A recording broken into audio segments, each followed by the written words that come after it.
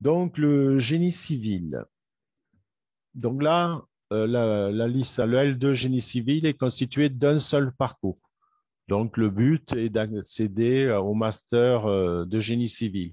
Alors, c'est le génie civil ici, à Toulouse, à l'UPS. C'est dans le domaine du bâtiment et des travaux publics. Bon, ça n'a pas de lien direct avec la santé, mais on n'est pas dans la construction de bâtiments individuels, de maisons, de choses comme ça. Donc là, le but, c'est de vous donner toutes les connaissances théoriques et disciplinaires pour pouvoir poursuivre un master de génie civil. Et là, pour travailler dans le domaine des bureaux d'études, de conception, de mise en œuvre, ou alors, comme tous les masters de la faculté de sciences et ingénierie, dans le domaine de la recherche. Là, vous avez donc, après la L2, une L3 génie civil. Et ensuite, en master, vous avez la possibilité d'accéder à deux parcours, ingénierie de la durabilité et recherche matériaux structures, et un autre parcours qui est la conception des ouvrages d'art et des bâtiments. Alors, les atouts de cette filière, bon, il y a d'abord les masters dont je viens de parler.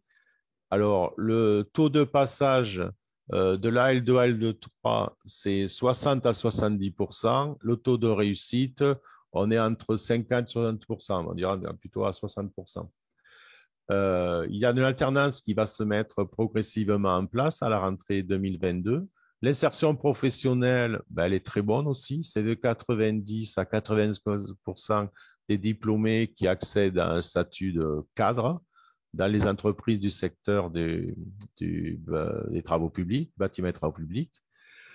Pareil, fort lien avec la recherche, donc laboratoire en matériaux et durabilité des conceptions. Là où les thématiques qui sont abordées, c'est tout ce qui est matériaux innovants, développement durable, durabilité des matériaux de construction, tout ce qui est requalification, diagnostic et maintenance des ouvrages.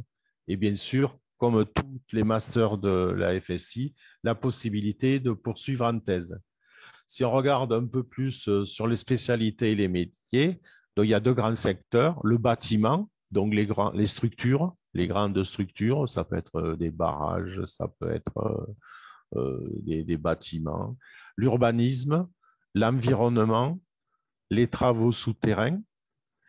D'un point de vue travaux publics, tout ce qui est voies de communication, les routes, les ponts, etc.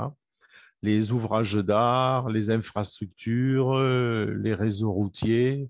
Donc, c'est le génie civil dans ces domaines-là. Bon, la remise à niveau fin août, début septembre, comme 2EA est mécanique, puisque la L2 est totalement commune, enfin, le premier semestre de L2 est commun aux trois spécialités. Et pour y accéder, ben, Crédit Pass validé.